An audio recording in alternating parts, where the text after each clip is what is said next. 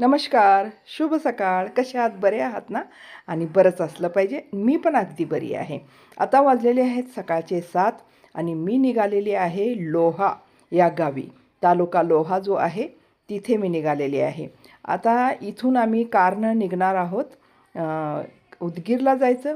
उदगीरहून अहमदपूर, अहमदपूरहून लोहाच येणार आहे, जे तालुका लोहार नांदेडजवळ जे आहे.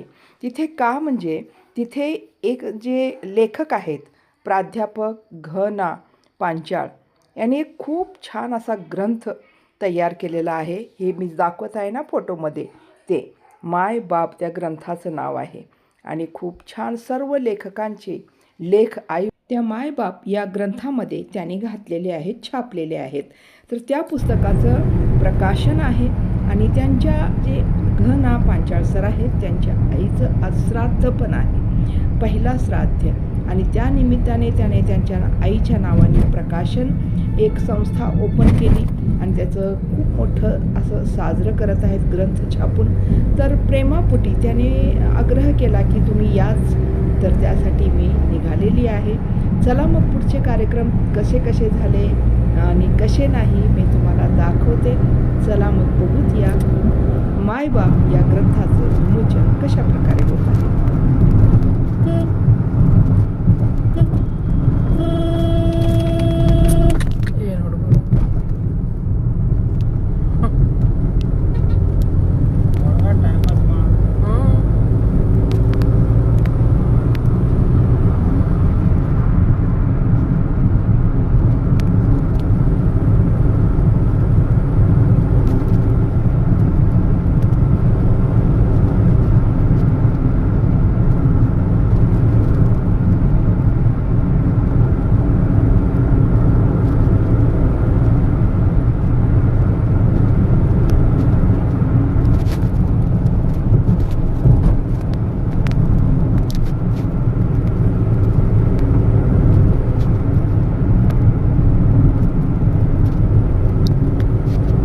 चला आता आपण लोह्यामध्ये आलेलो आहोत आणि कार्यक्रम स्थळी पोहोचलेलो आहोतच. तर चला पुढचा कार्यक्रम पाहू. साहित्य संमेलन आणि मायबाप ग्रंथ प्रकाशन सोहळ्याचं आपण दीपप्रज्वलन आणि प्रतिमापूजन करून कार्यक्रमाची सुरुवात करणार आहोत.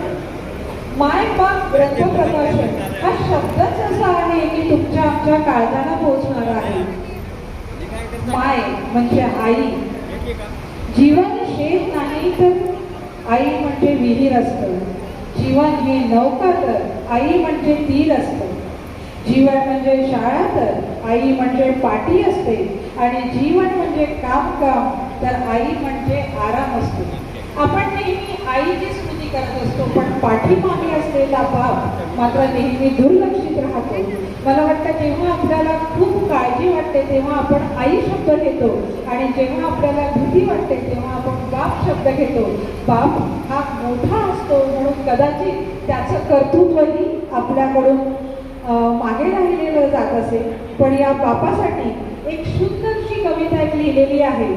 बाप म्हणजे आपण या माय बाप ग्रंथ प्रकाशन सोहळ्याला उपस्थित आहोत. आताच आपण दीपप्रज्वलन करून आणि प्रतिमापूजन करून पहिल्या अक्षर नयन साहित्य संमेलनाची सुरुवात करत आहोत. अक्षर नयन साहित्य संमेलन पहिलं जरी असेल तरी त्याचा आज आपण साक्षीदार आहोत. कारण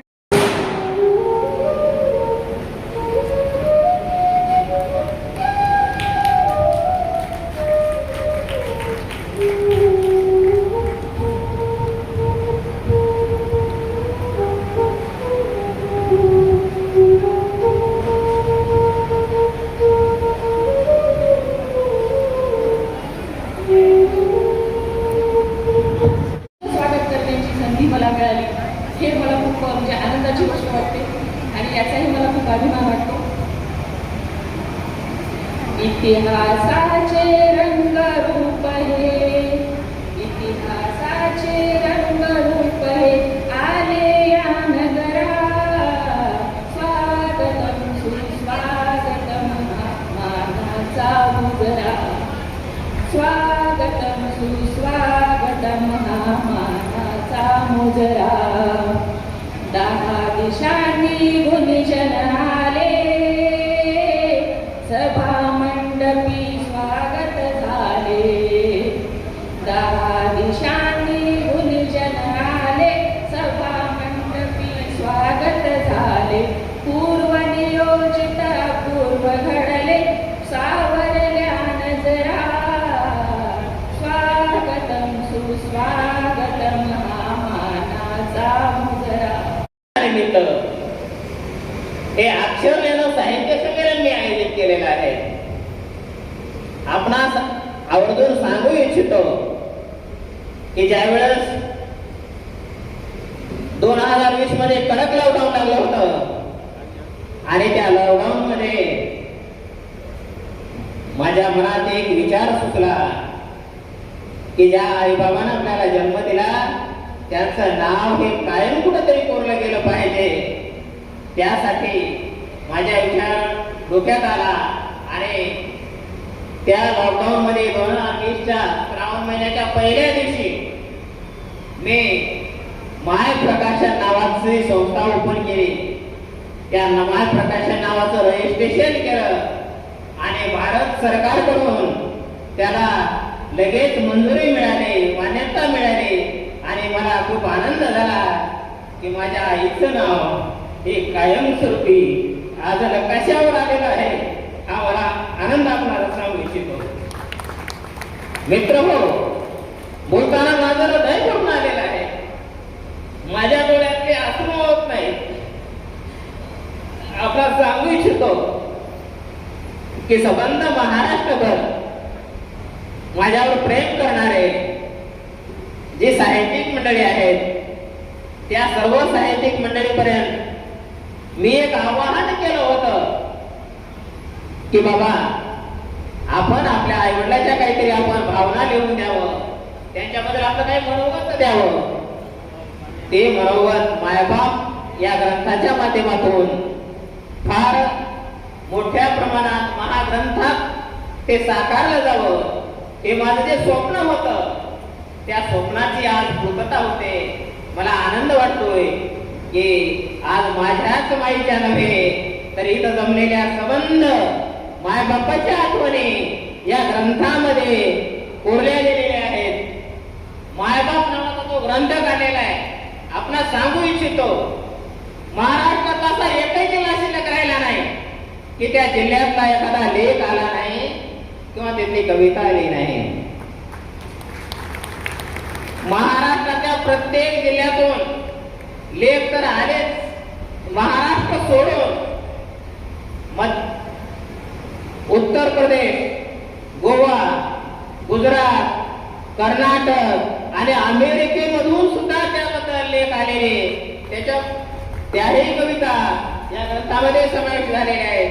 मायबाप नावाचा पहिला खंड 640 पानाचा इतका अप्रतिम ग्रंथ साकार झालेला आहे. त्या खूप बोलावं वाटतं. माईच्या आठवणी इतक्या आहेत की माझं हृदय भरून आलेलं आहे. पण खूप काय चुकतोय. पण आपण आपल्या समोर अधिक न बोलता इथं प्रास्ताविक थांबवतो. अनावरणाचं आणि विमोचनाचं.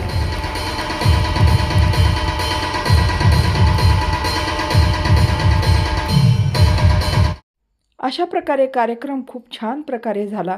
जेवण वगैरे खूप मस्त पैकी ठेवलेलं होतं. सर्वांचे सन्मान झाले तिथे आणि मीही लेख दिला होता म्हणून माझाही सन्मान झाला आणि मी पण त्यांना आपल्यातर्फे बिदरतर्फे म्हणून त्यांचा सन्मान केला. आणि मग नंतर कवी संमेलन होते पण मला वेळ होतं आहे म्हणून मी लवकरच तिथून निघाले. कार्यक्रम झाल्यानंतर कवी संमेलन माझे राहून गेले. तर चला मग मी आता वापस निघालेली आहे. तर तुम्हाला हा व्हिडिओ कसा वाटला नक्की सांगा आणि आवडला तर लाईक शेअर कमेंट्स करा. नवीन असाल तर सबस्क्राईब करायला विसरू नका.